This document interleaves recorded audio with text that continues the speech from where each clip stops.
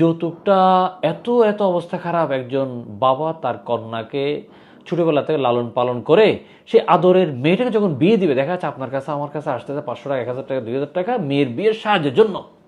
একমাত্র কারণ মেয়ের বিয়েতে ফার্নিচার দিতে হবে, মেয়ের বিয়েতে বরযাত্রী আপ্যায়ন করতে হবে, এই দিতে হবে সে দিতে হবে।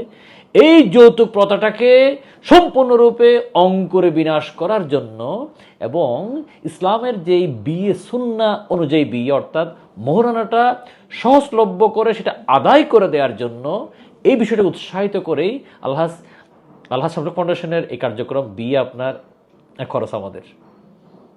আপনার এই উদ্যোগে কেমন সাড়া পেয়েছেন?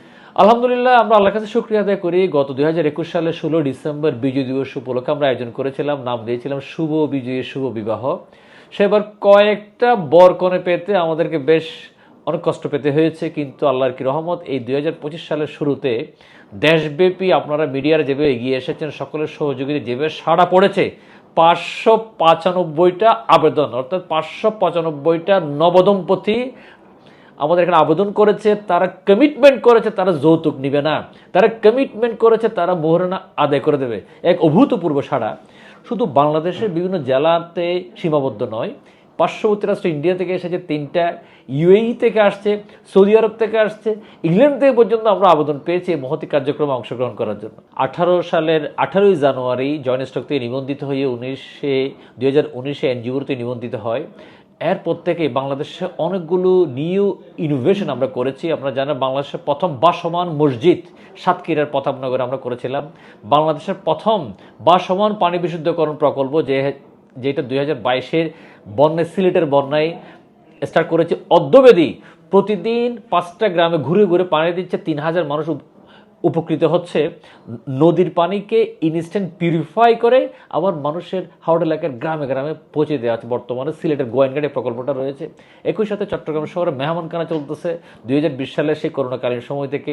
প্রতিদিন দুপুরবেলায় দলমত, ধর্ম, বর্ণ, লিঙ্গ নির্বিশেষে সকলের জন্য যেমন মুক্ত থাকে, সবাই আসেন, এসে পেট পুরে খেয়ে যান। একই সাথে রয়েছে মুসাফিরখানা, যেখানে বিনামূল্যে রাতে যেমন করতে পারেন। একই সাথে রয়েছে হ্যালো হসপিটাল, যেখানে প্রতিদিন আমাদের ফাউন্ডেশন নিবেদিত প্রাণ চিকিৎসকরা আছেন, ওনাদের কাছ থেকে প্রতিদিন বিনামূল্যে অসংখ্য রোগী প্রতিদিন চিকিৎসা সেবা নিচ্ছেন। একই সাথে ফাউন্ডেশন পরিচালিত আল হুয়ার মহিলা মাদ্রাসা ইতিমধ্যে এই চট্টগ্রাম শহরে শিক্ষাক্ষেত্রে দারুণ বিপ্লব সাধন করেছে। তো একই সাথে এই যে ফেনীর সাম্প্রতিক বন্যায় আলহামদুলিল্লাহ সেই ডে 1 থেকে আমরা মাঠে ছিলাম। আল্লাহর কাছে শুকরিয়া, আমরা ঘোষণা করেছিলাম শতগড় নির্মাণ কর্মসূচি এবং শতাধিক গড় ইতিমধ্যে নির্মাণ সম্পন্ন হয়েছে। মাননীয় উপদেষ্টা মহোদয় উদ্বোধন করেছিলেন এই প্রকল্পের। গত 2021 সালে যখন আমরা আয়োজন করেছিলাম, আমাদের এই বিয়েতে যারা স্বেচ্ছাসেবী ছিল সেই যুবক ভাইরা আমাদেরকে কমিটমেন্ট দিয়েছিলাম আমরা আমাদের বিয়েতে যৌতুক নিব না। আলহামদুলিল্লাহ, আজকে যেরকম ফেসবুকে অসংখ্য মানুষ ওনার কমিটমেন্ট দিচ্ছে, ওনার আহ্বান জানাচ্ছে আমরা যৌতুক নিব না, মোহরানা আদায় করে দেব।